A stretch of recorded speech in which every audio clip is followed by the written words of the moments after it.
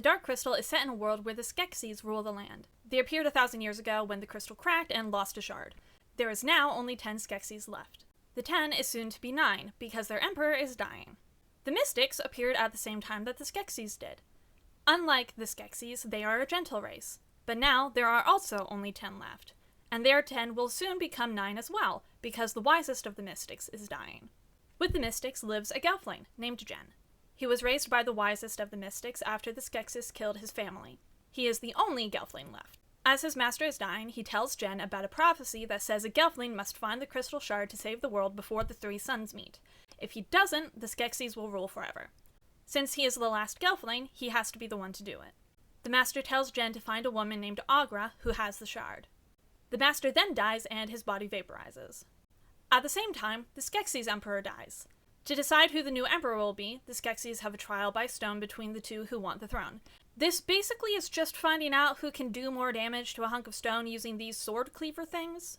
The one who loses is stripped of his position, literally, and banished. That's when an alarm goes off calling them to the crystal chamber. In the surface of the crystal, they see Jen. They start freaking out over a live Gelfling because that means the prophecy can still happen, and send out these creepy bug soldiers to bring the Gelfling to the castle. The banished guy sees the bugs leave and decides to follow them. The Skeksis were able to see Jen because of this bat thing that gets explained later. After climbing up a mountain, Jen finds Agra. She brings him inside where she gives him the shard. She tells him that he needs to heal the crystal with the shard, but before she can elaborate, the bugs break in and raid her home. Jen escapes through a window and Agra's home burns down. He turns and runs into the forest and doesn't see the Skeksis watching him. Back with the Mystics, they hear the crystal's call and begin making their way back to the castle. Jen ends up in a swamp where he meets another Gelfling named Kira. Both of them thought they were the last Gelfling. Back with the Skeksis, the beetles bring back Agra instead of Jen, so the Skeksis send out a bunch of crystal bats to look for the Gelfling. On the river back to Kira's home, one of the bats flies over. Kira knocks it down with her sling, then explains to Jen that everything the bats see, the Skeksis see. That means if the bat saw them, the Skeksis would know where they are. Neither of them realize that the bat is still alive, and it watches where they go. Kira brings Jen to her home with the Podlings, who raised her after her family was killed, the same way Jen was raised by the Mystics after his family was killed. Everything is happy for a while until the bugs show up again and raid the village. They capture a bunch of Podlings, and the only reason Jen and Kira get away is because the Skeksis who has been following Jen stops the bugs from catching them. They escape into the forest and spend the night there. The next morning, they find ruins that used to be the houses of the Old Ones, a place the Gelflings used to live. Inside, they find writing and illustrations on the wall about the prophecy Jen is trying to fulfill. This makes them realize that the shard he has is a part of the Dark Crystal. And that's when the Skeksis shows up. He tries to convince them that he's their friend, and that he wants them to go with him to the castle to show the other Skeksis that the Gelflings don't mean them any harm, so they can all live together in peace. He thinks that if he can make peace, his banishment will be lifted. Both Jen and Kira nope out of there real fast. Once they're far enough away, Kira calls over some Landstriders for the two of them to ride to the castle.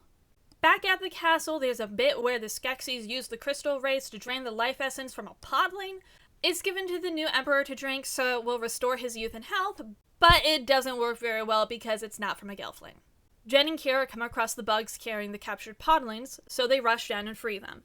Kira then jumps them off a cliff to get away, which is how Jen finds out that Kira has wings because she is a girl. Conveniently, this canyon leads them to a back door into the castle, and once again, the Skeksis sees this and follows.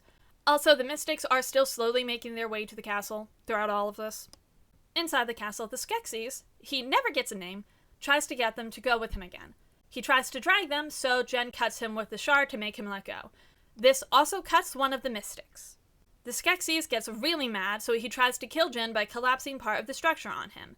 He then drags Kira away to the other Skeksis and presents her to the Emperor. His robes are returned to him along with his station, and Kira is taken away to have her essence drained before being killed. Thankfully, this is not successful, as Agra is there and tells Kira to use her gift to call the animals in the cages to their freedom. She does so, and in the ensuing scuffle, the Skeksis doing the procedure gets knocked into the shaft and is incinerated. This also incinerates one of the Mystics. The animals help free Kira, then she goes to find Jen. Jen is fine, but ends up falling through part of the floor. This drops him into a pit with a bunch of the beetles. They attack him, and in the process, also punch a hole in the wall into the shaft that leads to the Dark Crystal. Jen climbs up and gets into the essence room where Agra still is, then rushes off to find Kira and the crystal. Jen gets to the crystal room, only for the Skeksis to file in for their whole ritual thing. So Kira's dog has been with them this whole time, and ends up alerting the Skeksis to their presence by barking. This leads to a fight. Jen ends up dropping the shard, so Kira jumps down to get it and throws it to Jen. She succeeds, but is also stabbed. Jen gets the shard into the crystal just as the suns are coming into alignment. This makes the beetles fall apart for some reason, and the Skeksis start freaking out and screaming. It's at this point that the Mystics get there. They form a circle around the crystal, and the light rays from the crystal merge them with the Skeksis, restoring them into one being. Yeah, it turns out that 1,000 years ago, these guys decided to shatter the crystal in their arrogance and delusion for some reason. That made them split into the Skeksis and Mystics in a kind of successful Jekyll and Hyde scenario, and also made the land die. With the true power of the crystal restored, they use it to restore Kira's life. They tell the two Gelflings to remake the world in the light of the Crystal of Truth, then vanish up into the ether. So yeah, that's the Dark Crystal.